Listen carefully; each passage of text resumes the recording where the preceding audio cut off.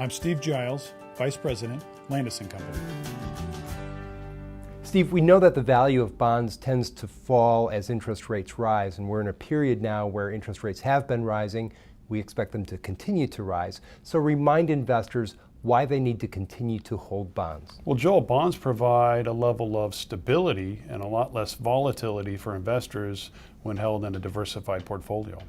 Bonds also provide a place for investors to go for withdrawals if the stock market sells off.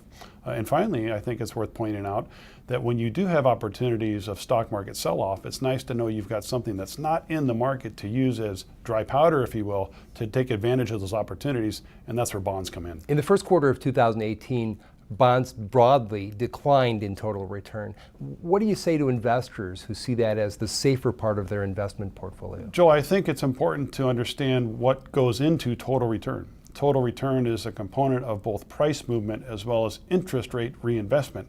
We only had 3 months of interest rates that were reinvested into our bond mutual funds in the first quarter.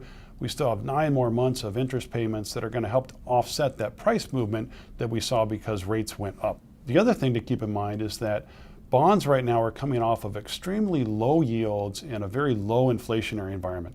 As the Fed tightens to return to a more neutral monetary policy, you're going to have headwinds against your bonds. I just remind investors to be patient as we move through this rate tightening cycle. So what's the payoff? If investors are patient through periods like the one in the first quarter of 2018, what's in it for them at the end? Well, right now yields are very, very low, and investors might be frustrated by those low yields. But those that are patient are going to be rewarded with much higher rates at the end of this rate tightening cycle. What's nice about a bond mutual fund is you have fund managers that get money coming due every single day. And as that money comes due, they're able to re-up it at the new higher prevailing rates as we go through this period of rising rates. And as rates continue to go up, bonds themselves will become more attractive relative to stocks.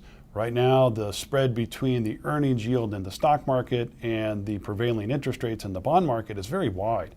But as bond yields go up, they become more competitive and investors are compelled to invest more money into bonds, which does create a tailwind for our bond fund investments. At the same time, it could create a headwind for some stocks. What about cash? What role does that play right now? Cash is important for short-term emergency reserves. And although it is an important piece of your day-to-day cash flow, I don't like to think of cash as a component of the bond portion of a well-diversified portfolio. What should investors do to keep their patience while interest rates are rising? They need to focus on more intermediate term duration bonds. You want to have a fund that has a big enough shock absorber in their current yield to offset any pullbacks that we might get as rates go up.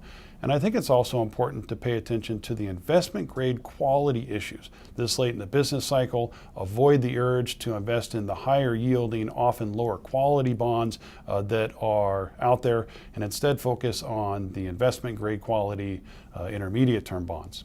At the end of the day, it all comes down to balance, Joel. Bonds play a critical role in your portfolio and should make up any well-diversified plan.